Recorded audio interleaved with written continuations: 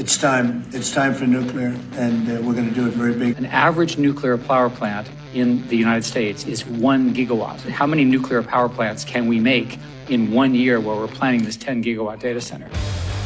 So why are uranium stocks pumping? The Sprott Uranium Miners ETF over the last month is up 26%. The small cap stock index Russell 2000 is up 6%. So uranium stocks massively outperforming small caps.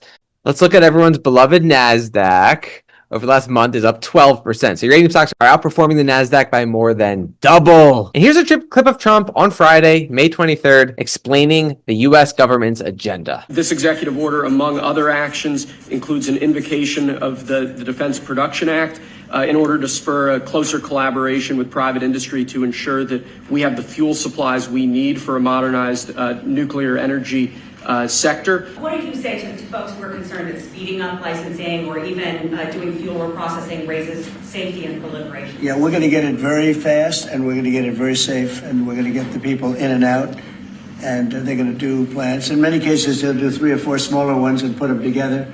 That's what France has done. France has done a good job of this for years, and they, as I understand it, they had basically one plan.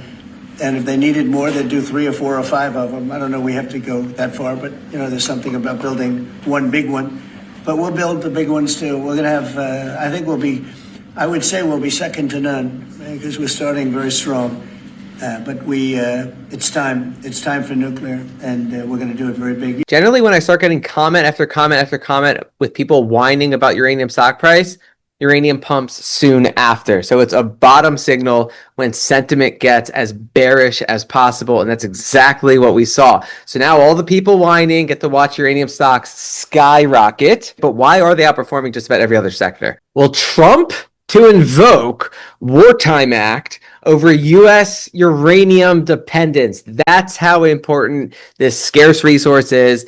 That's how valuable these miners are that control the scarce resource that is uranium. The executive order aims to jumpstart the nuclear energy industry by easing the regulatory process on approvals for new reactors and strengthening fuel supply chains. Facing the first rise in power demand in 2 decades from the boom in artificial intelligence, Trump declared an energy emergency on his first day in office. So now they're targeting uranium. They want to make sure we can get it out of the ground. They're going to try to subsidize the production of U.S. uranium.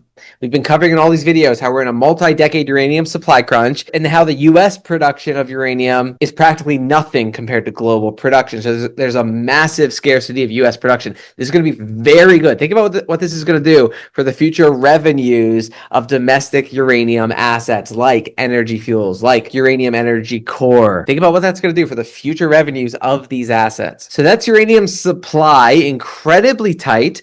Nowhere near enough. It's a national emergency. So obviously that's very good for the companies that control this very scarce resource. What about uranium demand? Well, let's hear from Eric Schmidt. He's the ex-CEO of Google. He's a multi-billionaire many times over, and he's actually working with the U.S. government to identify technologies to invest in. He is very, very, very connected. This is what he has to say about future energy demand. People are planning 10 gigawatt data centers. Just to do the translation, an average nuclear power plant in the United States is 1 gigawatt. How many nuclear power plants can we make in 1 year where we're planning this 10 gigawatt data center? Gives you a sense of how big this crisis is. One of the estimates that I think is most likely is that data centers will require an additional 29 gigawatts of power by 2027 and 67 more gigawatts by 2030.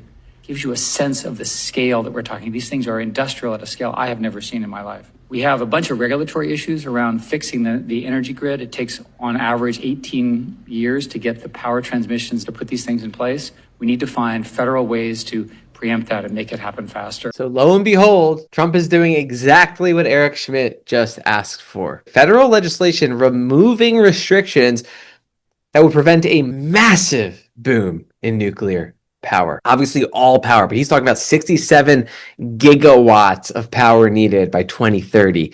5 years from now, that's 67 nuclear plants if it was all going to be provided by nuclear. We know a lot of it will be, but we know that just means accelerating massive demand for nuclear power, and we know how scarce uranium is.